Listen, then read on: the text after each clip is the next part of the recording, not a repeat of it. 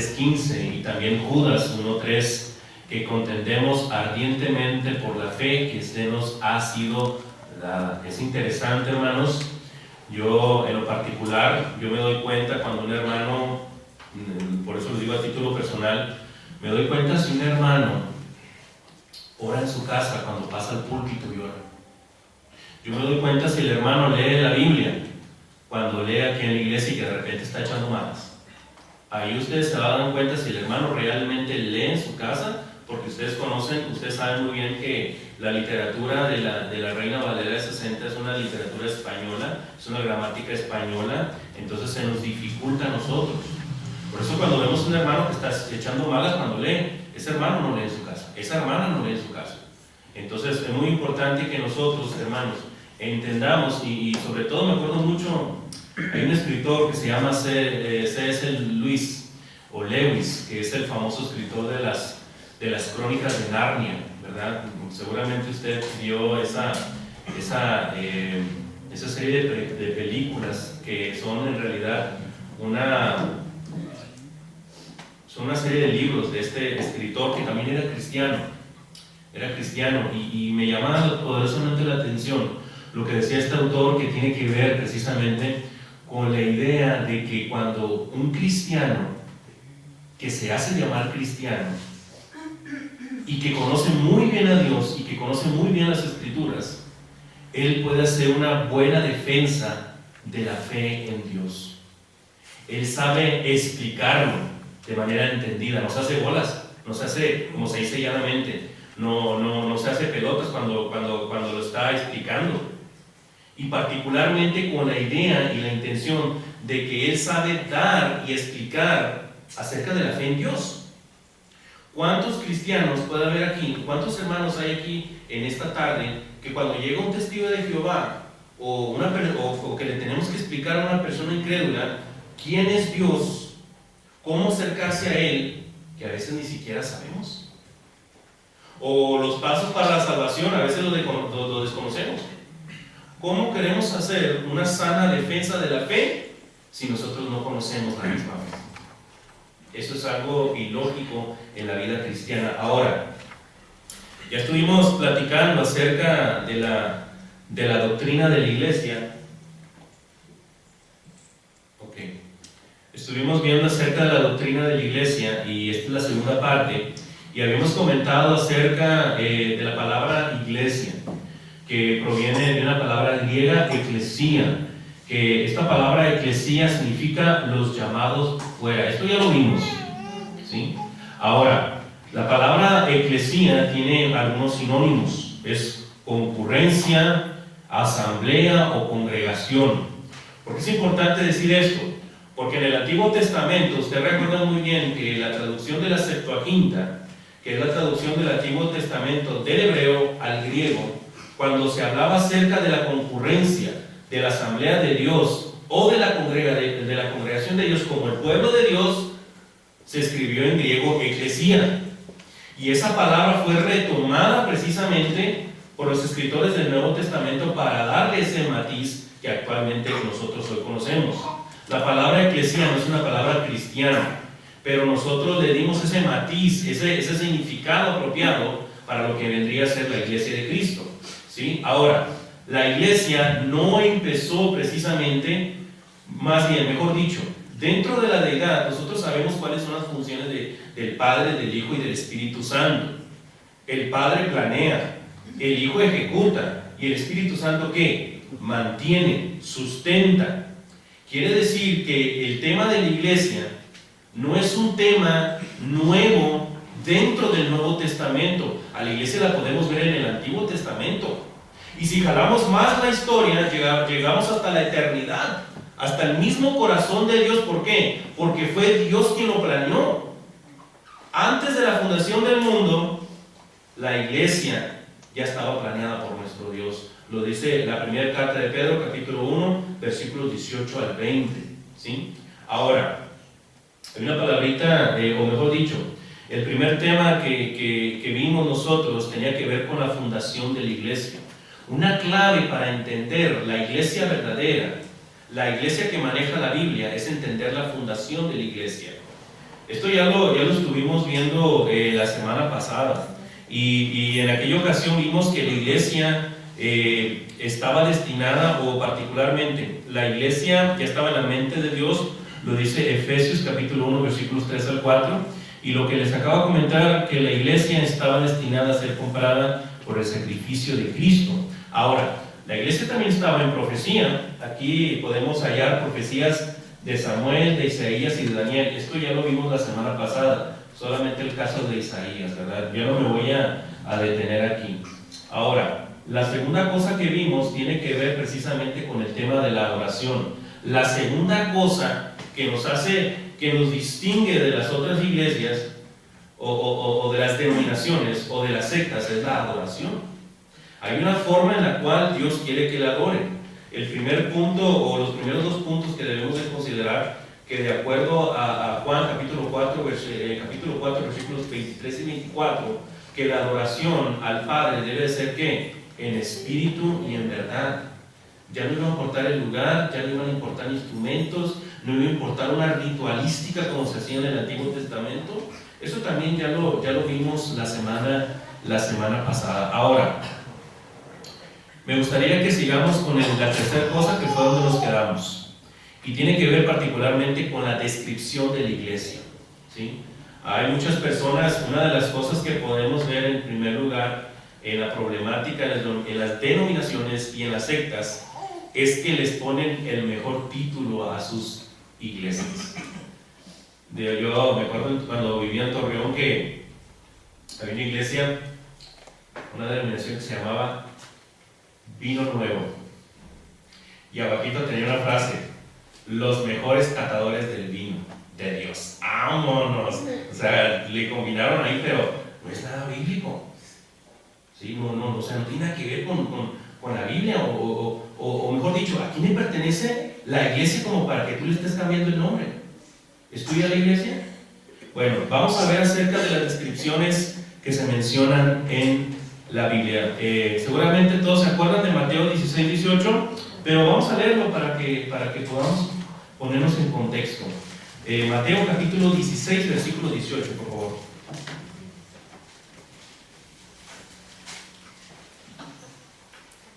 Yo también te digo que tú eres Pedro, y sobre esta roca edificaré mi iglesia, y las puertas del Hades no prevalecerán contra ella. Dice: y sobre esta roca edificaré mi iglesia. A veces, hermanos, cuando hablamos acerca de, cuando mencionamos cosas como pronombres, cuando hablamos particularmente de otras cuestiones que tienen que ver con la gramática, olvidamos letras, olvidamos palabras. Cuando Cristo dice: y sobre esta roca edificaré mi iglesia, quiere decir que la iglesia es del Señor, es de Cristo. ¿Qué derecho tiene la gente de cambiar eso? ¿Sí?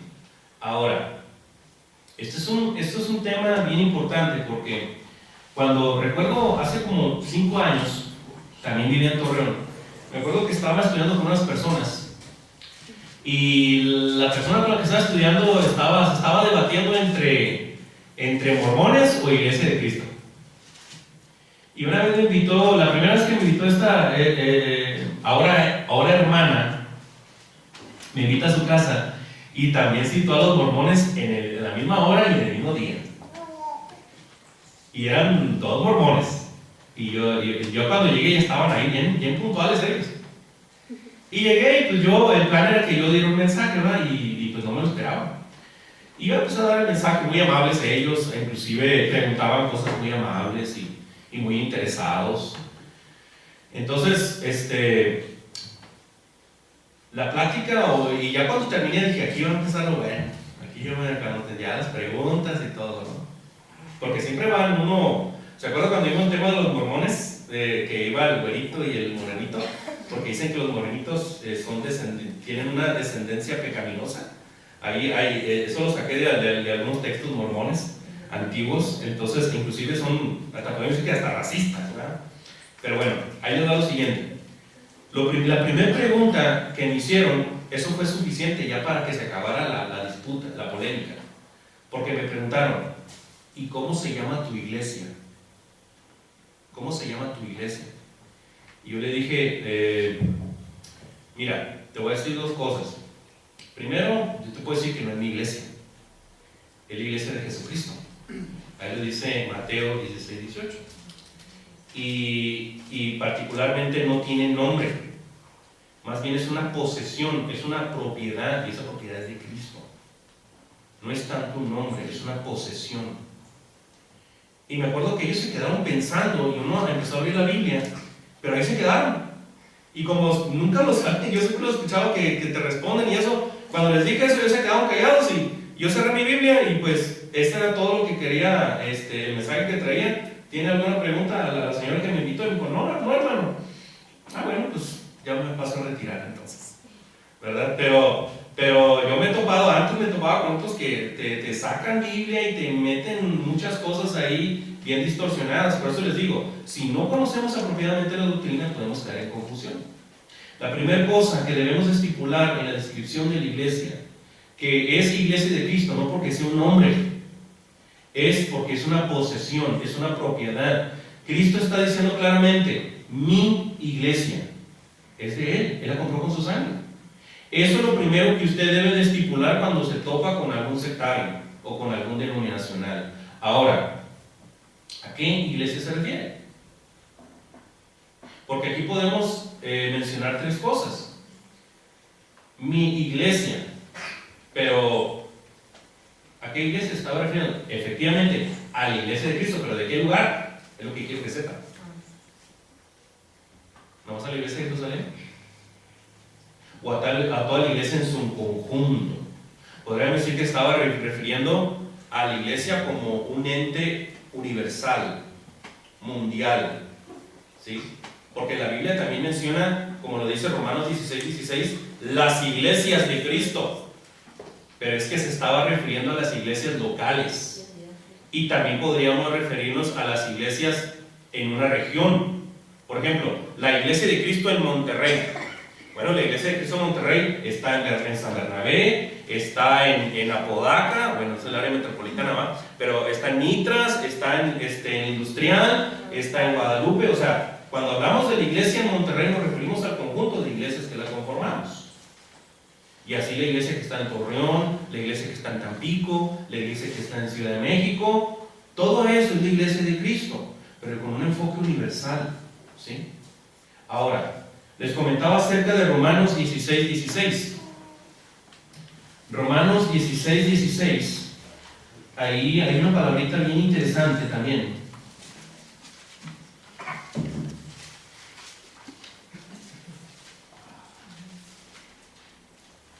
¿Algún hermano que lea todo el texto, por favor? Saludaos los unos a los otros con ósculo santo. Os saludan todas las iglesias de Cristo. Gracias, hermano. Gracias. Ahora, hay algo bien interesante que a veces pasamos de largo, hermanos.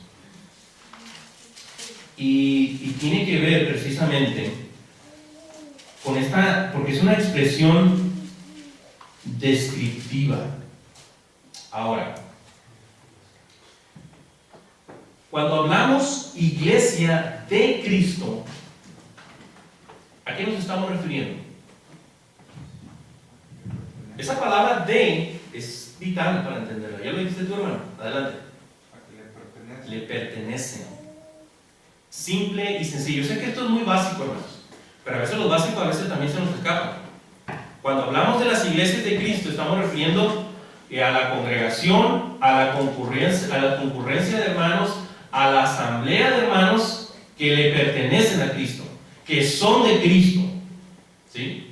He ahí por qué iglesias de Cristo. Cuando Pablo hablaba de las iglesias de manera plural, se estaba refiriendo a las iglesias locales, ¿sí? Probablemente las iglesias de Cristo os saludan, y se estaba escribiendo a Roma, o a los romanos, a la iglesia de Cristo en Roma. Quiere decir que los colosenses, los tesalonicenses, los de Corinto, los de Galacia, o sea, donde había ido Pablo, le estaba mandando saludos a los hermanos que estaban en Roma. Todas las iglesias de Cristo. Y tanto es así esta expresión descriptiva que aquí no lo encontramos en San Bernabé, pero les estoy hablando de hace 20, 15 años, siempre tenían la frase, aquí se reúne ¿qué? La iglesia de Cristo, porque no era un nombre, era una indicación solamente. Aquí se reúne la iglesia de Cristo. Y hay muchas iglesias que todavía tienen esa frase, aquí se reúne la iglesia de Cristo, ¿verdad? Porque la iglesia particularmente no es el edificio, somos nosotros los hermanos que conformamos el cuerpo del Señor, ¿sí? Ahora, otra expresión descriptiva tiene que ver precisamente con el reino de su Hijo amado. Colosenses capítulo 1, versículo 13. Hágame favor, por favor, de leer ahí Colosenses 1, 13.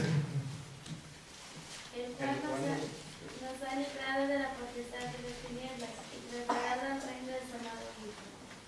Gracias, hermana.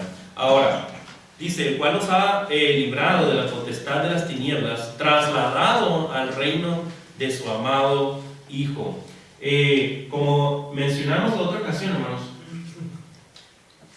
como en Mateo capítulo 16, versículos 18 y 19, se manejan las palabras de iglesia y de reino, para hacernos entender particularmente que la iglesia es el reino, ¿sí? Eso es muy básico, y es muy básico que tú lo entiendas porque hay pentecosteses, hay bautistas, hay una cantidad de sectas que dicen que el reino todavía no está establecido. El reino de Cristo ya está establecido, y es la iglesia, ¿sí? Eso es algo muy básico, pero que usted debe de entender. Ahora, dice algo bien interesante, por eso le digo, en la Biblia las palabras son bien importantes, cada palabra, porque en cada palabra podemos encontrar el Espíritu de Dios que quiere decirnos algo. Por ejemplo, el cual nos ha librado de la potestad de las tinieblas, es decir, nos ha sacado del engaño de la ignorancia y nos ha trasladado, es decir, nos cambió de lugar al reino de su Hijo amado. La expresión al reino, quédese con la preposición, quédese particularmente con la preposición al, de al reino. Esa palabrita al, que en griego se escribe eis, significa particularmente hacia adentro de.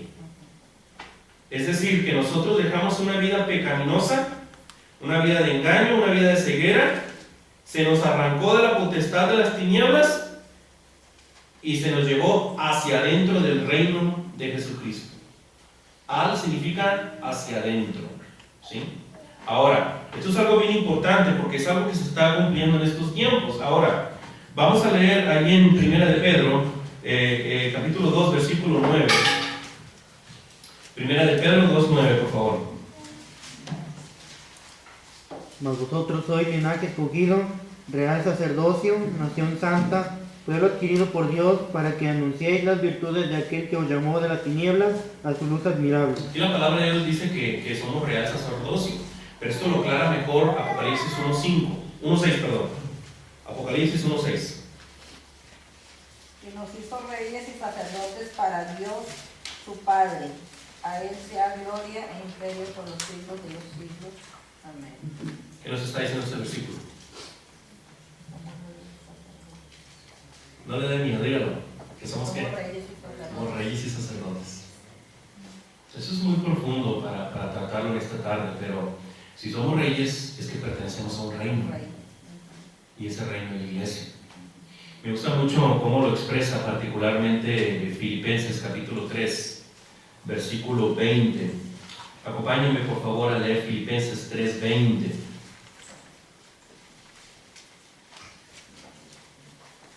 Antes, Gadiel, ¿me ayudas con Juan 3:5? Y los demás hermanos busquen Filipenses 3:20. Mas nuestra ciudadanía está en los cielos, de donde también esperamos al Salvador, al Señor Jesucristo. Gracias, hermano. Adelante, hermano.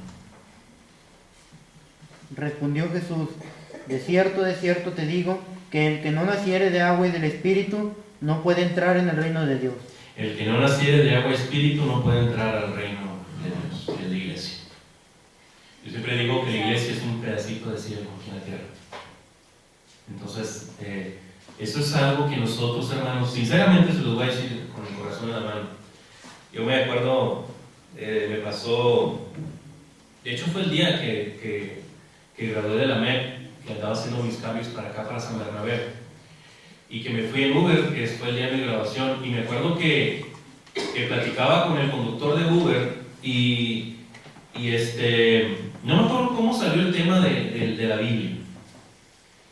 Y él me preguntó, ¿y cómo es la iglesia donde vas? O refiriéndose, ¿cómo se distingue tu iglesia con la otra? Algo así. Y particularmente yo le dije todas estas cosas. Algunas cosas que recordaba que se las expliqué. La adoración, el nombre, la fundación, todo eso le expliqué en el camino. Entonces, me llamó la atención, me puse a pensar. Yo no le dije, no, adoramos instrumentos. Ahí solamente el varón predica. Y así me empecé a explicar, pero yo nunca le dije que éramos la iglesia donde se practicaba el amor, o donde había amor.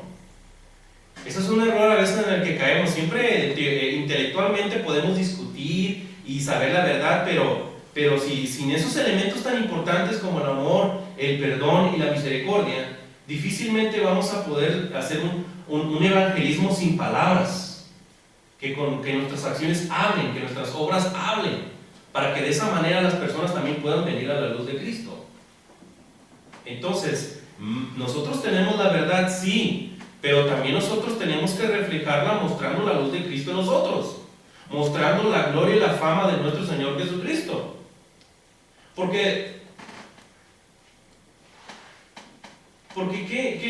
es difícil contemplar o ver que estemos cumpliendo con todas las cosas que Dios nos manda en la cuestión formal, en la adoración, si no va a haber amor entre nosotros, si no va a haber perdón entre nosotros, y mucho menos si hay misericordia, ¿verdad? Ahora, hay otra cosa también muy importante que debemos de resaltar en todo esto. Tiene que ver con la descripción que tiene que ver la iglesia como el cuerpo de Cristo. Cuando se habla acerca del cuerpo de Cristo, ¿qué se les viene a la mente? ¿Qué otras figuras, aparte del cuerpo de Cristo, o cómo de otra manera se le conoce a la iglesia, por así decirlo, de manera figurada?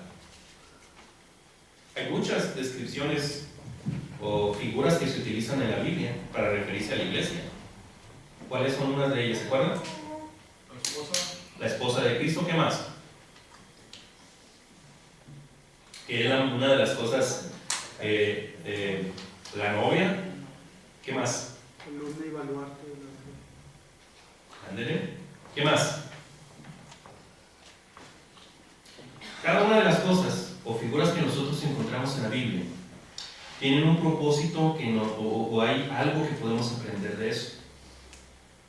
Decía el hermano Paco, sí, la iglesia es la esposa de Cristo, pero no le lavamos a Cristo, no le planchamos, no le cocinamos, porque el tema que realmente se quiere establecer en la relación esposo y esposo es el tema de la sujeción. Eso es el verdadero significado o el trasfondo de decirte que la iglesia es la esposa de Cristo, porque la iglesia debe estar sujeta a su esposo que es Cristo, y tenemos que hacer todo lo que Él nos ordene. Ahora, siendo nosotros el cuerpo, quiere decir, como lo dice la palabra de Dios, que Cristo es la cabeza. ¿Qué quiere decir todo esto? Que Jesucristo actúa particularmente a través de la iglesia. Nosotros debemos ser las manos, que precisamente tenemos que ser las manos, tenemos que ser los pies, tenemos que ser esa voz, porque nosotros somos el cuerpo visible de un Cristo invisible. Él nos coordina, Él nos manda, Él nos guía, pero nosotros debemos ser las manos, los pies, la voz. Ahora, por último, hay una descripción que también se utiliza aquí, que es la iglesia de Dios. Es otra descripción acerca de la iglesia. Vamos a leer 1 Corintios 1:2. Miren, acerca del cuerpo, me topé esta imagen, está muy interesante, ¿verdad? Me llamó mucho la atención, me la encontré en Facebook hoy. ¿verdad? Cómo los miembros venimos a formar parte del cuerpo del Señor. Y está la cabeza, que es Cristo. ¿Va? ¿Cómo es la organización de la iglesia? Ya no tuve oportunidad de ponerse en las copias. Pero bueno, ahora, 1 Corintios 1:2, por favor. A la iglesia de Dios que está en Corinto, a los santificados en Cristo Jesús, llamados a ser santos con todos los que en cualquier lugar invocan el nombre de nuestro Señor Jesucristo, Señor de ellos y nuestro. Ahora, ¿cómo deberíamos llamarnos? ¿Iglesia de Cristo o iglesia de Dios?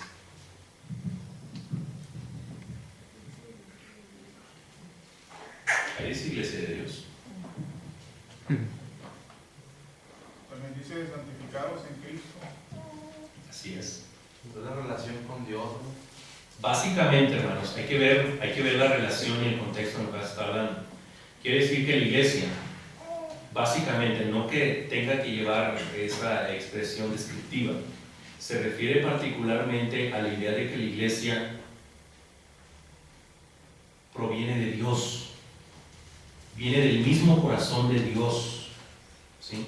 Porque hay hermanos que de repente buscan muchas cosas en la Biblia y dicen, no, pues es que podemos llamarnos iglesia de Dios y ahí está la cuestión del nombre, pues.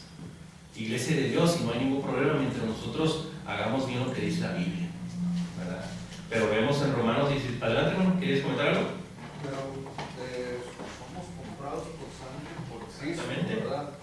Ahora, si hablamos de iglesia de Dios, también sabemos que pues Dios viene, son tres, es el Padre, el Hijo y el Espíritu Santo, entonces ahí entra dentro de él. Claro que sí.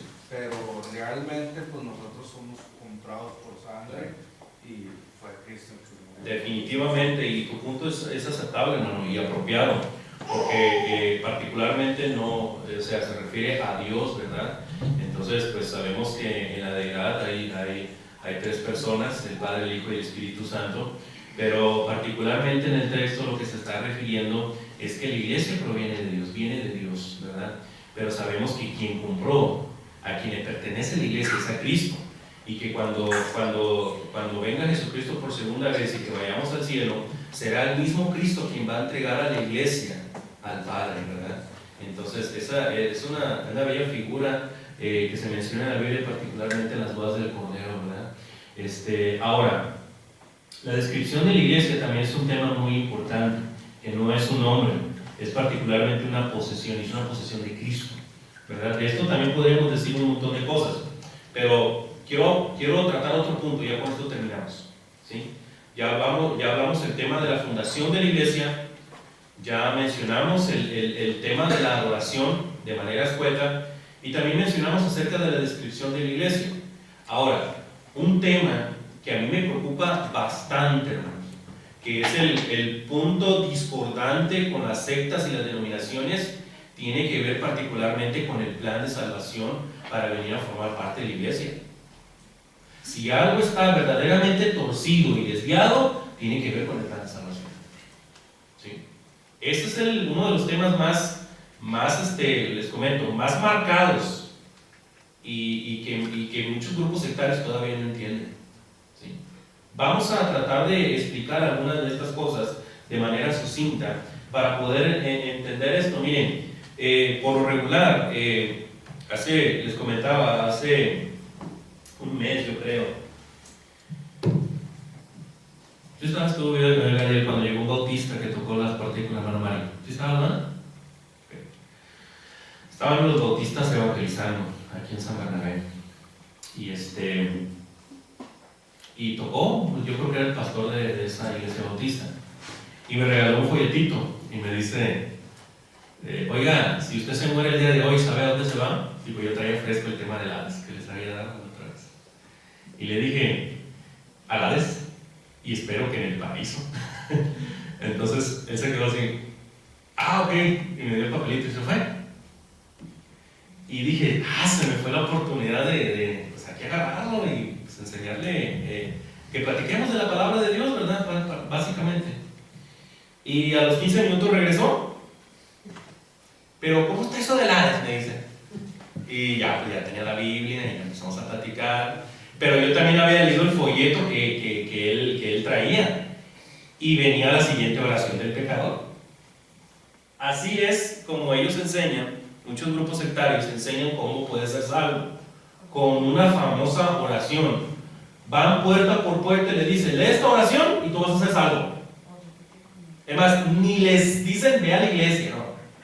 El bautismo solamente es para venir a formar parte de la membresía o para que la iglesia te reconozca. Pero para ser bautizado tú tuviste que haber sido salvo antes. Dice así la oración del pecador. Señor Jesús, sé que soy pecador y que necesito perdón.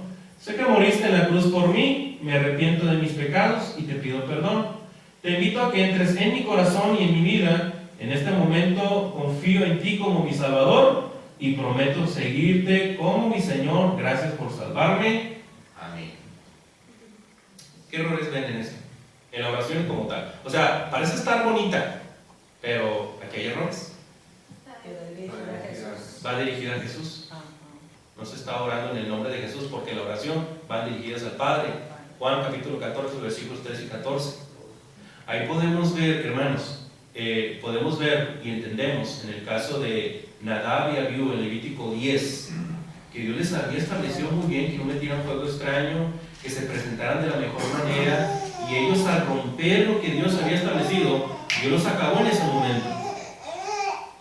¿Por qué algo tan sencillo? Es lo que yo no entiendo. ¿Por qué algo tan básico? Como te dice Juan capítulo 14, versículo 13, que dice Jesucristo, si tú quieres honrarme, órale al Padre, en mi nombre, porque de esa manera vas a honrar al Padre y me vas a honrar a mí. El pastor Bautista, cuando platiqué con él, fue una plática muy agradable, hermanos.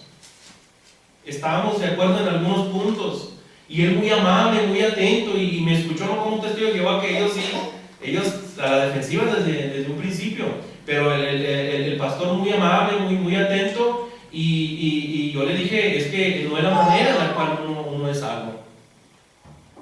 Y ya le empecé a citar Biblia, y lo que vamos a ver enseguida. Ahora, todos ustedes saben cuál es el plan de salvación. ¿Qué es lo primero?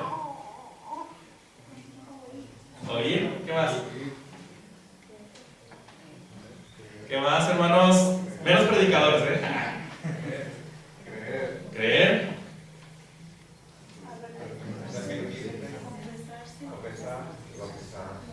A ver, cuando aquí pueden tener cuidado cuando decimos confesarse, porque van a ir con el padrecito y luego confesión de fe.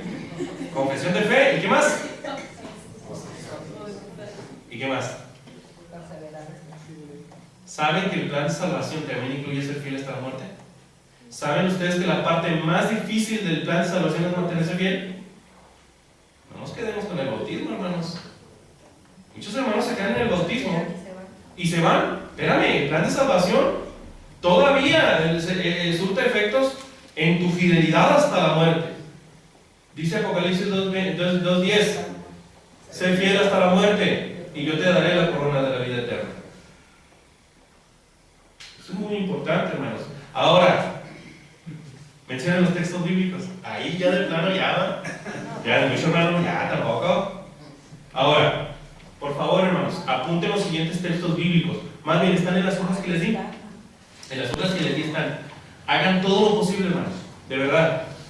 Traten de aprenderse el bosquejo. Los versículos bíblicos son muy fundamentales, hermanos. Muy importantes. Ahora, primero, ya dijeron, debe oír el Evangelio de Cristo, ¿verdad? Y lo dice Romanos 10:17. Así que la fe es por el oír y el oír por la palabra de Dios. Esto viene a dar cumplimiento a lo que dice el último mandamiento que el maestro y que menciona Mateo. Y vayan por todo el mundo, prediquen a toda criatura, ¿verdad? Hagan discípulos en todas las naciones. Antes de que la persona oiga, nosotros debemos de predicar el Evangelio de Cristo. Si usted no predica, si usted no enseña, ¿cómo van a saber las personas? Hermanos, exactamente. Y luego decir algo. Mis más duros oyentes en el Evangelio es mi familia. Pero es interesante, hermanos, que en nuestros círculos más cercanos Pasa mucho con los jóvenes. Disculpen por señalarlos. Por señalarlos. En general todos, hermanos. En general todos. No les hablamos a nuestras amistades familiares de Cristo. Yo me doy cuenta de eso. Les da vergüenza. ¿Por qué? O no saben cómo decirlo, o de plano, de plano no conocen cómo empezar. ¿Por qué no les hablamos a nuestros familiares? ¿Por qué no les hablamos a nuestros amigos? A nuestros compañeros de trabajo. Lo que ha hecho Dios por ti, el Evangelio, el poder salvífico del Evangelio de Cristo. ¿Por qué nosotros no lo compartimos, hermano? ¿Por qué nos da miedo? Hay un corito que, aprovechando que está Pech, ¿te sabes el corito de, bueno, el himno de Tú no me hablaste de él? Ahí viene en el himnario, ¿va? Ahorita me ayudas a cantar eso, ¿no? ¿O no te lo sabes? Más o menos. ¿Se lo saben, hermanos? ¿Sí? Ah, bueno. Ahí te ayuda la congregación, no te preocupes. Imagínense que lleguemos al cielo, o que veamos a nuestros familiares, a nuestros amigos en el tribunal de Cristo, y que digan: es que Carlos nunca me habló de ti. Es que la hermana Imelda nunca me habló de usted. Y así podemos ir con cada uno de nosotros. Si tenemos amigos, seres amados, que estimamos, que queremos, háblale de Cristo, porque es lo mejor que puede hacer por ellos. ¿Sí? ¿Cómo van a oír si no hay quien les predique? Lo primero. Ahora, la persona necesita oír. Aquí es bien sencillo, hermanos. Cuando uno hace evangelismo, lo primero que hace es, particularmente, si la persona va a cerrar la puerta o de plano no quiere nada con Cristo, pero solamente con que te dé un minuto, la oportunidad que le des de Cristo, ya la persona está escuchando. Y viene la segunda cosa, que es el creer. ¿Qué dice Hebreos 11:1? No me lo busquen, lo tienen que saber de memoria. Échale. Después la fe, la certeza, espera la conclusión. Ok. Pues ahora, a ver, ¿qué vas ahí? ¿Hiciste trampa o le hiciste mal?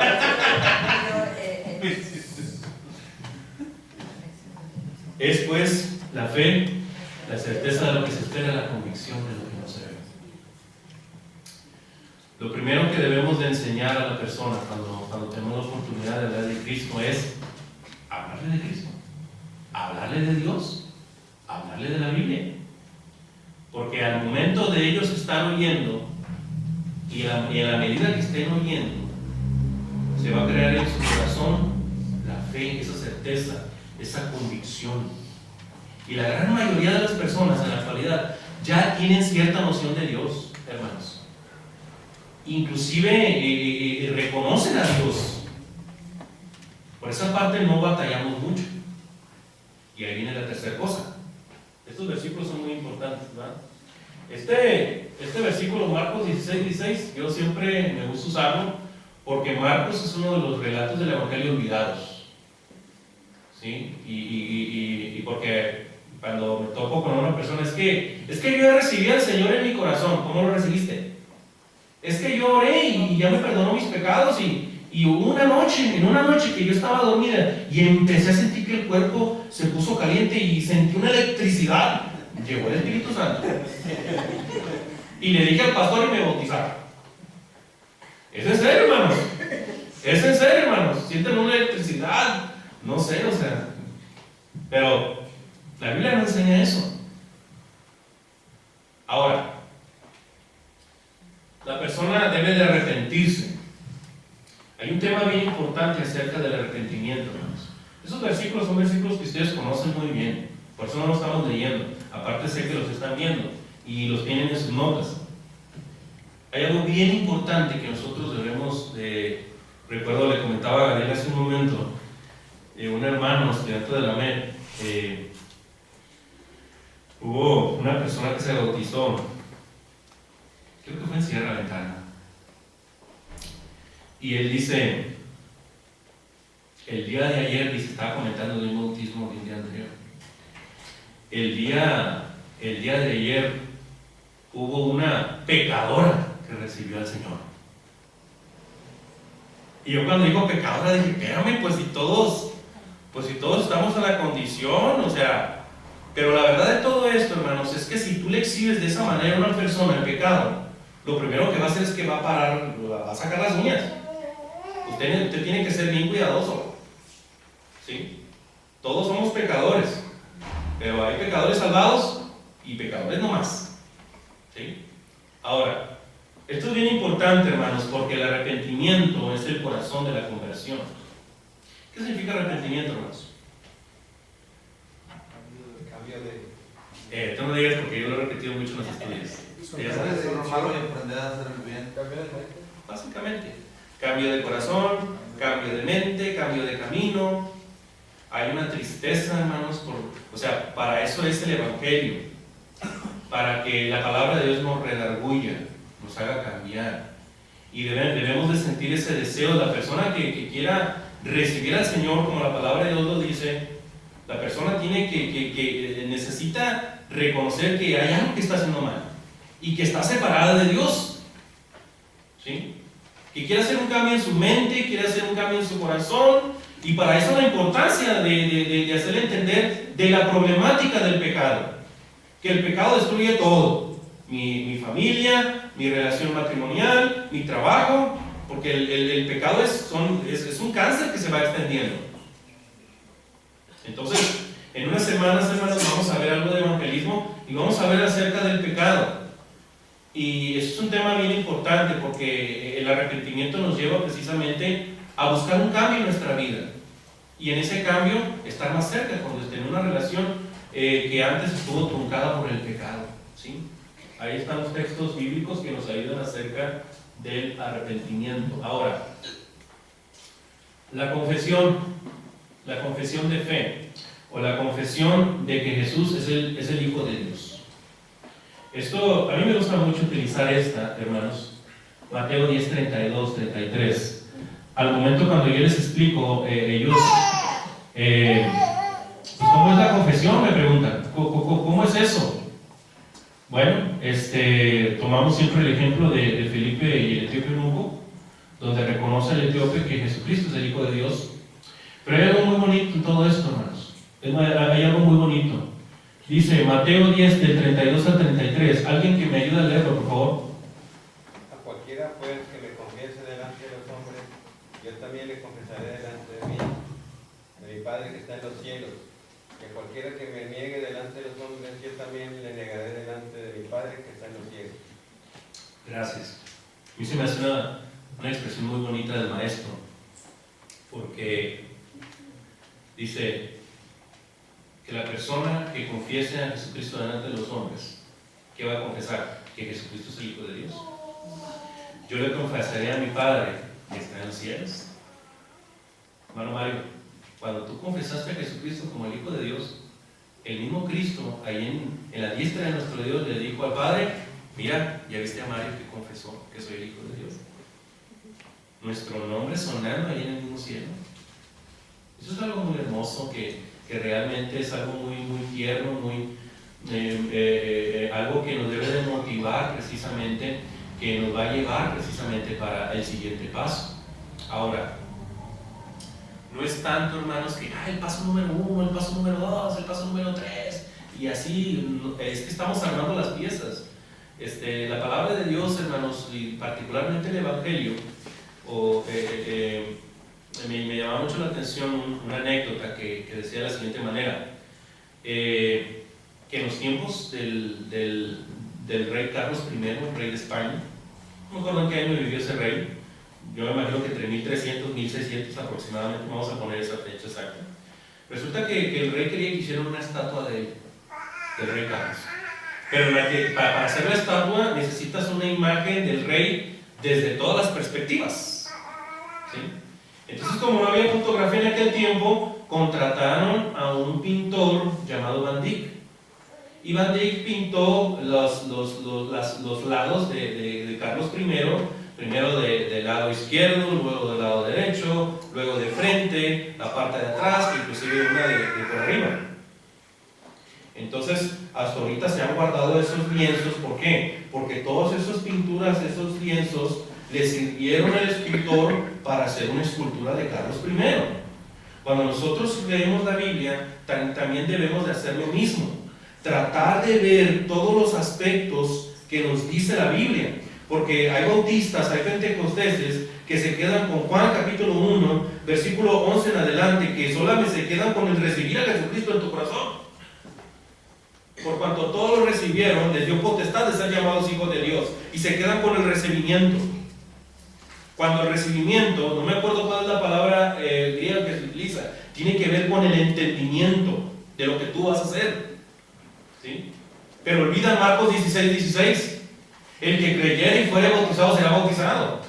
Y Hebreos capítulo 2 versículo 38 dice Pedro: arrepentíos y bautícese cada uno de vosotros. ¿Para qué? Para el perdón de los pecados. Así es la manera que nosotros tenemos que armar las piezas que el maestro nos enseña. De esa manera. Pero nomás quieren ver un lado. Ese es el problema de los grupos sectarios y denominacionales. Solamente ven la parte que les conviene y que les gusta, pero olvidan las demás. Ahora, el tema del bautismo, ya con esto ya va a ser lo penúltimo que vemos. La persona debe ser sumergida en agua para el perdón de los pecados. ¿Sí? Ahora, este mandamiento tenemos que partir con la idea, y sobre todo cuando cuando tengo la oportunidad con nuestros amigos bautistas, yo les hablo del bautismo y de estas cosas que tenemos que hacer. Pero me dicen, es que dice la palabra de Dios que somos salvos por gracia, no por obras de la ley. A ver, espérame. Cuando Pablo estaba escribiendo eso, ¿se refería a qué ley? A la ley de Moisés. Andar judaizando, por así decirlo. Entonces, es que únicamente somos salvos por gracia. Y aquí empieza lo bueno. Dice Mateo capítulo 28, versículos 19 en adelante, que vayamos a todas las naciones, que hagamos discípulos y que los bauticemos en el nombre del Padre, del Hijo y del Espíritu Santo. Y Romanos capítulo 1, versículo 16, un versículo que se debe de aprender de memoria.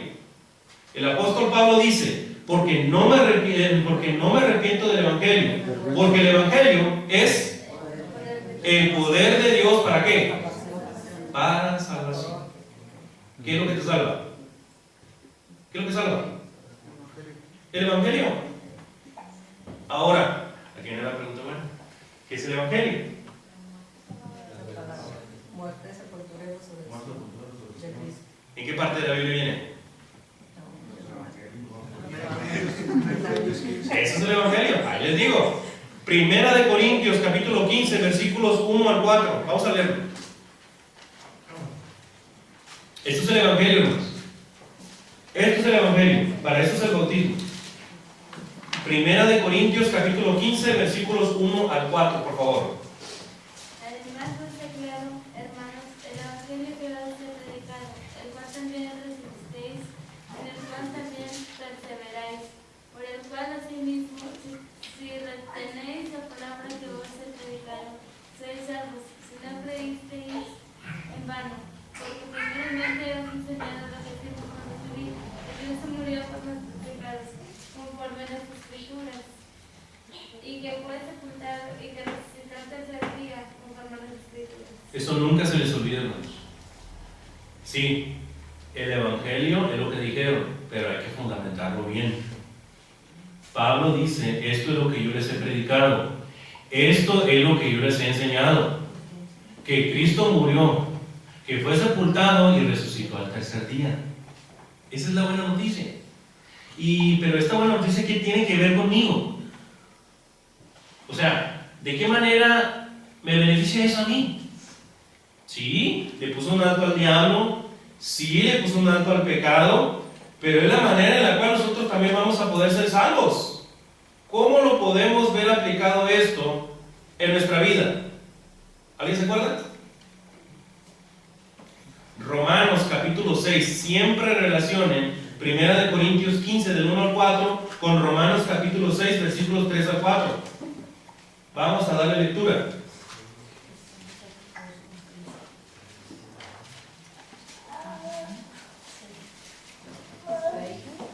¿No sabéis que todos los que hemos sido bautizados en Cristo Jesús, hemos sido bautizados en su muerte? Porque somos sepultados juntamente con Él para muerte por el bautismo, a fin de que como Cristo resucitó de los muertos por la gloria del Padre, así también nosotros andemos en vida nueva. Porque si fuimos plantados juntamente con Él en la semejanza de su muerte, así también lo seremos en la de su resurrección. Gracias, hermano. Entonces, cuando yo me bautizo, en el bautismo se está recreando el Evangelio.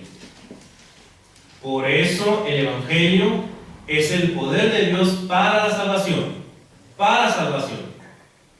Por eso es necesario el bautismo. ¿Sí? Ahora,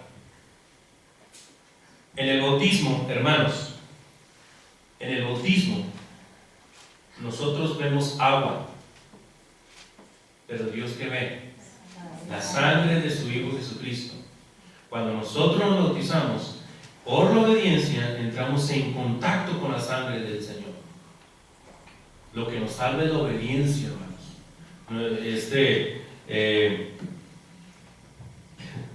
Tengo tantas historias que te contaré, hermano, pero ya no tengo tiempo. Hubo un estudio, ahora hermano, que quería bautizarse en un río, porque él tenía la superstición de que iba a quedar sucia el agua. Y luego, no, le digo, no, si fuera así, no, hombre, habría muchos que a lo mejor el agua se ponía como agua negra, ¿no? Pero en realidad no es eso. Primera de Pedro, capítulo 3, versículo 21 dice: el bautismo que corresponde a esto ahora nos salva, no quitando las inmundicias de la carne.